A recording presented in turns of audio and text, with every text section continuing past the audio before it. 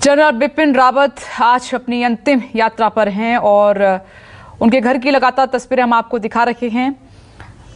तमाम राज्यों के मुख्यमंत्री, सेना के तीनों अध्यक्ष जनरल बिपिन रावत के साथ ही दोस्त, तमाम पार्टियों के सांसद, मंत्री पहुंचे हुए हैं और अंतिम श्रद्धांजलि अर्पित की जा रही है। जनरल बिपिन रावत और उनकी पत्नी मधुलिका का पार्थिव शरीर उनके घर पर इस वक्त रखा हुआ है और बरार स्क्वायर में ब्रिगेडियर एलएस लिड्डर का अंतिम संस्कार कर दिया गया है। उनके गांव तो हम आपको लिए ही चलेंगे, लेकिन इस वक्त मेरे दो सहयोगी मौजूद हैं। पवन मिश्रा जो लगातार जनरल बिपिन रावत के घर पर हैं और थोड़ी देर में आपको दिल्ली कैंट भी लिए चलेंगे। पवन, आपके पास आ रही हूँ एक बार फिर से। पवन, अभी और कौन कौन पहुंचा है? तमाम राज्यों के मुख्यमंत्री भी पहुंच रहे हैं, सीएम योगी को भी वहां पर पहुंचना है। जी, अजीत डोभाल के अलावा केंद्रीय गृह मंत्री, गृह राज्य मंत्री, साथ ही साथ राहुल गांधी जी भी यहाँ पर पहुंचे, हरियाणा के मुख्यमंत्री पहुंचे और ये भी कहा जा रहा है कि उत्तर प्रदेश के मुख्यमंत्री भी यहाँ पर पहुंचेंगे।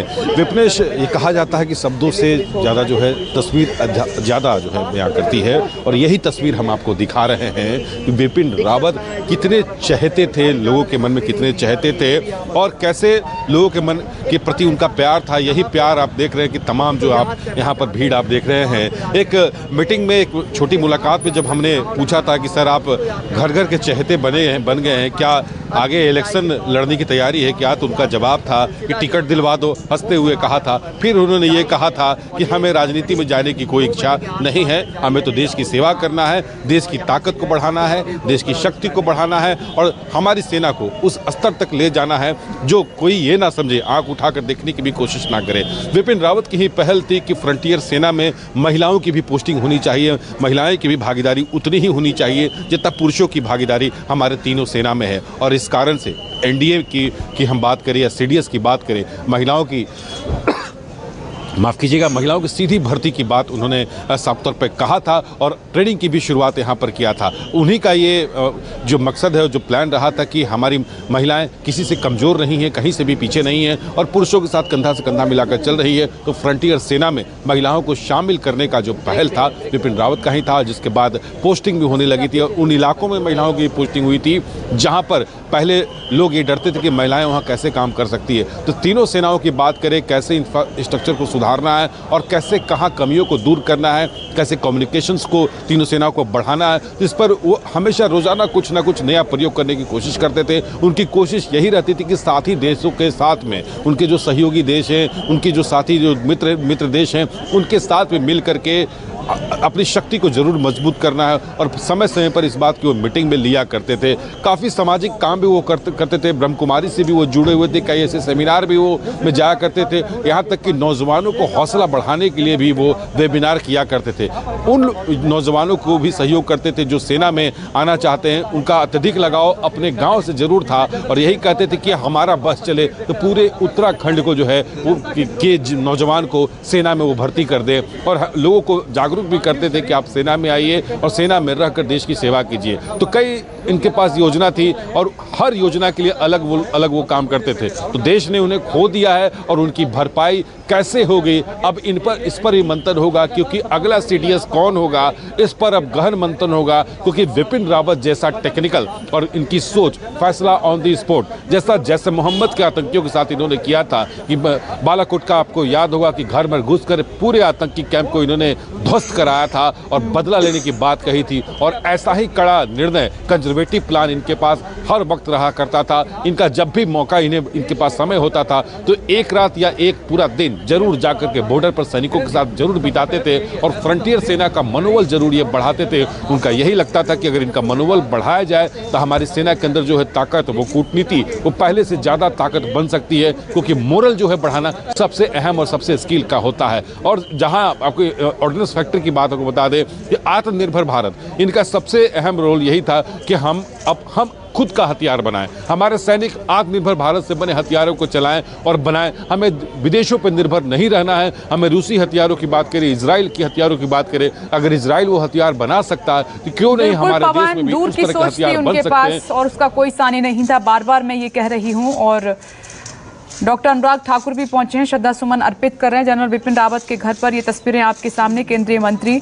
एक बार जनरल बिपिन रावत के गांव आपको लिए चलते हैं, वहां पर राहुल प्रकाश मौजूद हैं। राहुल, आज जनरल बिपिन रावत और उनकी पत्नी अपने अंतिम सफर पर हैं। उनके गांव के जो लोग हैं, परिवार है, वो क्या सोच रहे हैं, कैसे याद उनको कर रहे हैं? यहाँ तक तो नहीं पहुँच पाए हैं, वहाँ से आखिरी विदाई अपनी ज़रूर भेज रहे हैं, दे रहे हैं।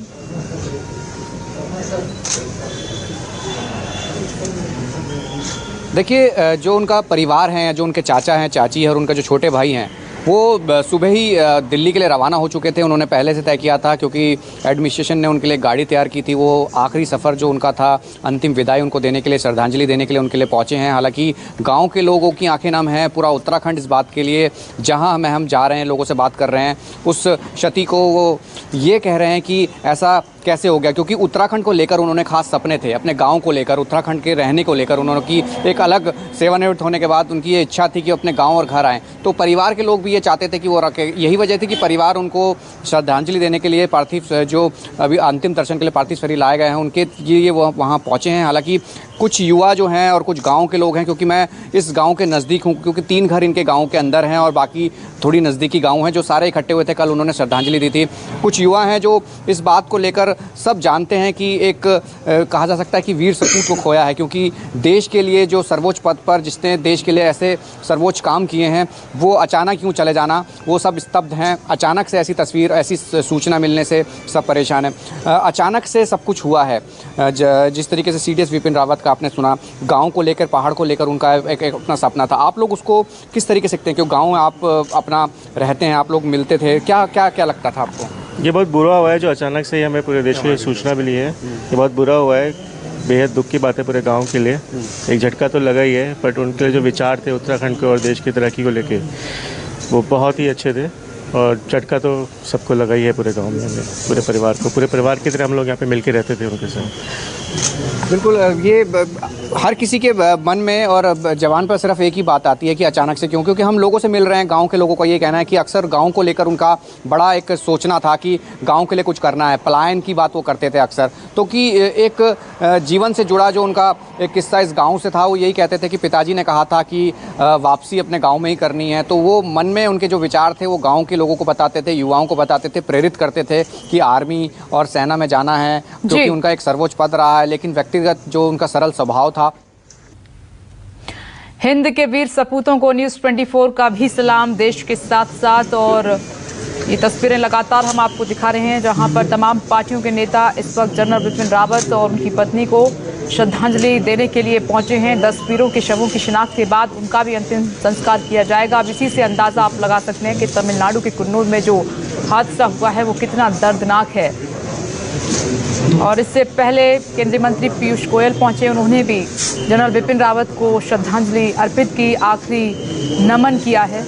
ये तस्वीरें उन्हीं के घर से लाइव हैं, जहां पर इस वक्त जो तमाम बड़ी हस्तियां हैं वो पहुंची हुई हैं। तमाम राजनेता, सेना के अध्यक्ष, अधिकारी सब पहुंचे हुए हैं और उनको श्रद्धा सुमन अर्पित कर रहे हैं, उनको याद कर रहे हैं। जनरल बिपिन रावत के घर की तस्वीरें लगातार हम आपको दिखा रहे हैं, जहां पर उनको श्रद्धांजलि देने का सिलसिला लगातार जारी है। तमाम बड़ी हस्तियां वहां पर पहुंची हैं, खेल जगत से भी हैं, राजनीतिक जगत से भी हैं और तीनों सेना के अध्यक्ष, तीनों फोर्सेस से वहां पर उनके साथी, अधिकारी और अध्यक्ष उनको आखिरी सलाम वहां दे रहे हैं। ये देखिए तस्वीरें आपके सामने। लेकिन 10 वो वीर सपूत जिनकी शिनाख्त नहीं हो पाई है, इसी से आप अंदाज़ा लगाइए कि हादसा कितना दर्दनाक था। उनको अपनों का इंतज़ार है, डीएनए से उनकी पहचान होगी, उसके बाद उनको। मनोज तिवारी भी आपको टीवी स्क्रीन पर नजर आ रहे हैं, श्रद्धा सुमन अर्पित करने के लिए पहुंचे हैं। रीता बहुगुणा जोशी भी थोड़ी देर पहले पहुंची थी, पीयूष गोयल भी श्रद्धांजलि देने के लिए पहुंचे बिपिन रावत के घर पर। आखिरी बार जनरल बिपिन रावत और उनकी पत्नी अपने घर पर पहुंचे हैं, इसके बाद वो कभी नहीं आएंगे। एक छोटा सा ब्रेक, फौरन लौटेंगे।